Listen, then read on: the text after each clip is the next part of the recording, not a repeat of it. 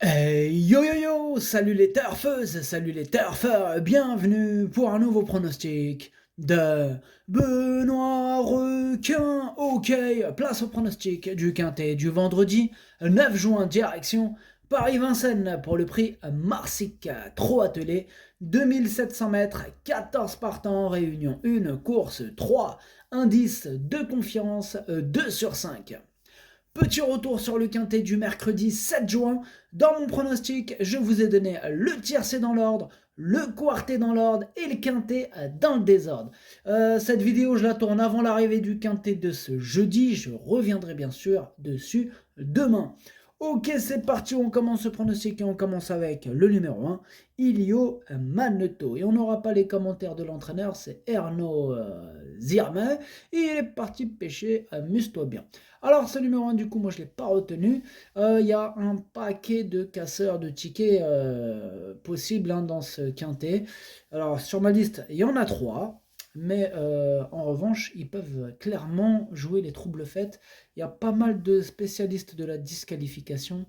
Attention à ce quintet qui peut se révéler à l'envers. Alors, ce numéro 1, du coup, il est à l'arrière de ma petite liste des possibles troubles faits. On est en plein dans les casseurs, là. Ce numéro 1, Kiken. On passe au numéro 2, Indian Pacific. Et on écoute l'entraîneur Guillaume Gillot. Indian Pacific alterne le bon et le moins bon depuis ses débuts, pourtant, il n'est pas spécialement compliqué. Lorsqu'il se montre sage, il est capable de belles choses, il possède beaucoup de tenues, c'est le moins riche du lot mais certainement pas le moins bon. Je commence à mieux le connaître. En regardant ses performances, on peut dire que ça sera tout ou rien, mais je pense que ça sera tout.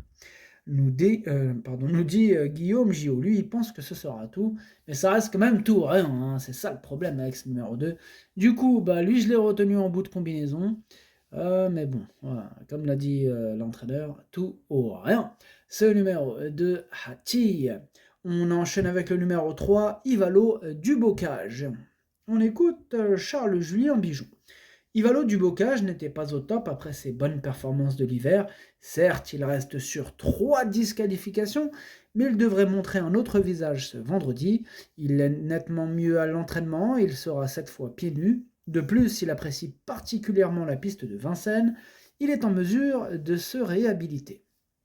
Et on continue avec les possibles avec les spécialistes de la disqualification. Ce numéro 3, bon, on est en plein dedans. D'ailleurs, il reste carrément sur 3 disqualifications. Ah, il ferait mal à la tête de les prendre, celui-là. Du coup, ce numéro 3, j'ai dû faire un choix. Et lui, c'est un regret. C'est mon deuxième cheval de complément en cas de non partant, mais il peut largement casser du ticket. Il lui suffirait de rester au trot et bam, cassage. Ce numéro 3, Idomeno Kai.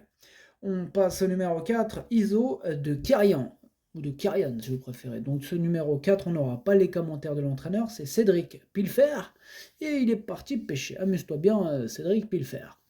Ce numéro 4, du coup, lui non plus, je ne l'ai pas retenu. C'est lui le chef et le capitaine de ma petite liste des possibles casseurs de tickets repérés.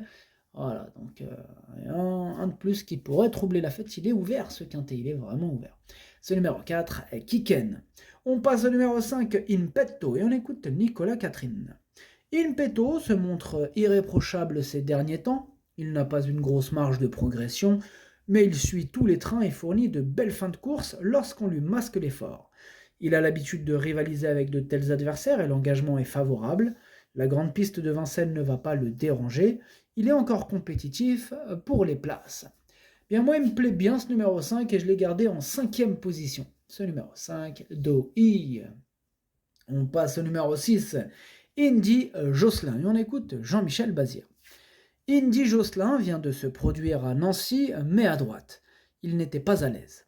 Il aurait joué un premier rôle sans sa faute à Vincennes le mois dernier. Je lui remets les œillères, mais aussi un enraînement cette fois. Les 2700 mètres lui conviennent bien.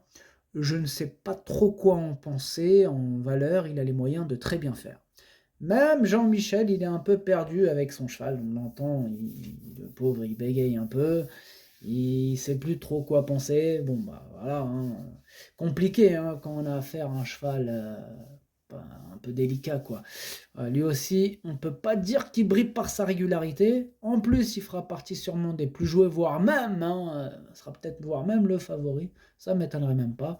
Mais ce qui ne m'étonnerait pas, moi, c'est de le voir au grand galop. Eh oui, ça ne m'étonnerait pas. Et c'est pour cette raison, d'ailleurs, que je ne l'ai même pas retenu.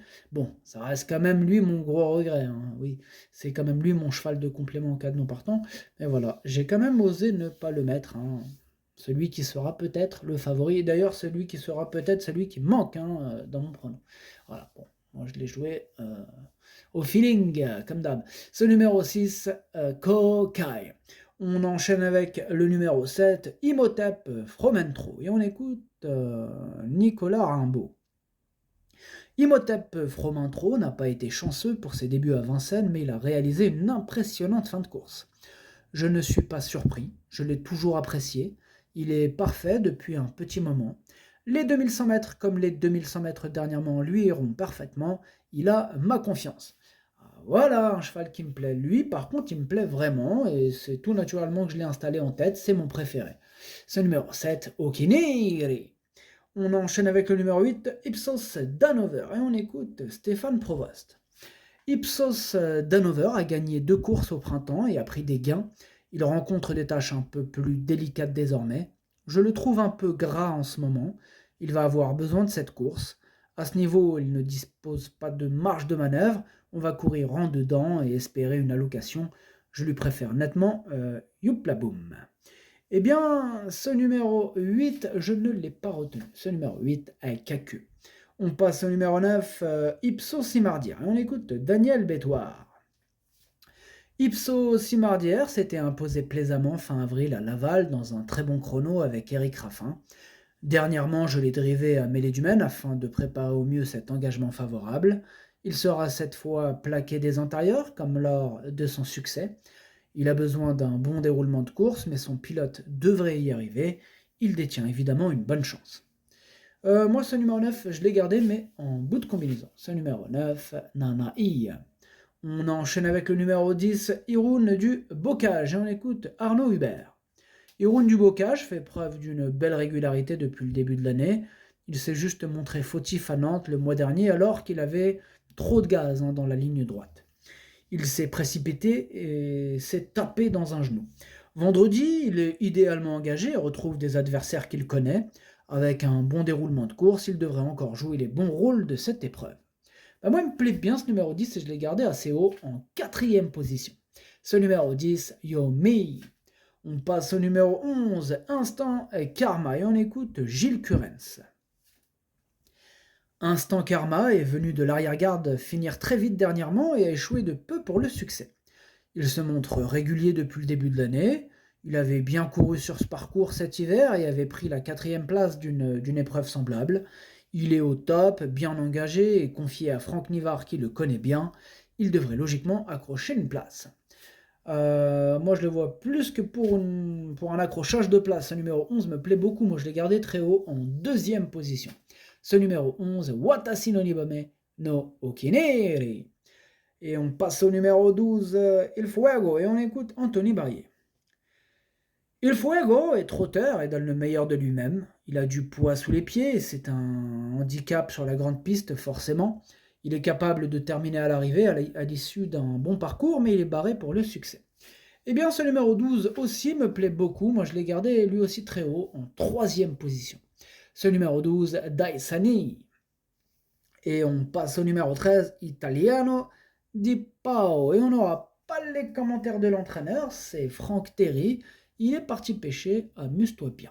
Ce numéro 13, du coup, lui, je l'ai gardé en 6e position. Ce numéro 13, Dokei. Et on termine avec le numéro 14, Youplaboum. Et on n'aura pas les commentaires de l'entraîneur. Je ne sais pas pourquoi d'ailleurs, parce qu'il l'a donné un peu plus haut pour l'autre. Enfin bref, ça doit être un bug, on va dire. Du coup, ce numéro 14, lui non plus, je l'ai pas retenu, du coup, par rapport au 13 que j'avais retenu. Oui, non. Ce 14, du coup, j'ai dû faire un choix, je ne l'ai pas retenu, même si je pense qu'il peut troubler la fête, celui-là aussi. Et étant donné en plus qu'il est en plein milieu de ma petite liste des possibles troubles faits, donc attention aussi à ce numéro 14, il est ouvert ce quintet, attention. Ce numéro 14, Kiken.